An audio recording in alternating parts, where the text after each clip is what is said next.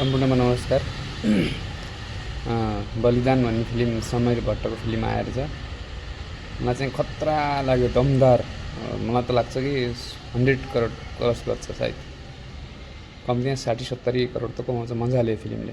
खतरा लाग्यो। यसको टिजर हो कि ट्रेलर के हो यो आएको छ। तर यो साउन्ड चाहिँ विराज भट्टको जस्तो लाग्यो मलाई चाहिँ। खतरा हेर्नु न। देशको चिन्ता माटोले खोज्दैछ जसलाई, जन्माइन आमाले उसलाई। रगत उम्लियो जसको, आमाको पीर यो देशको शिर कहिले चुक्न नदिने सपूत हो म।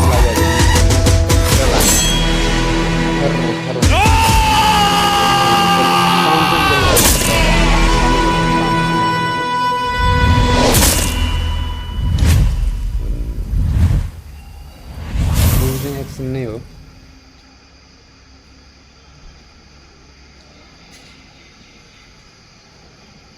कस्तो लाग्यो हजुरले पनि भन्नु। मलाई चाहिँ खतरा लाग्यो। थर थर हुन्छ त पुरा साउन्ड। तर साउन्ड चाहिँ विराज भट्टको जस्तो लागिरहेको मलाई चाहिँ। समीर भट्टको साउन्ड सुनेन मैले।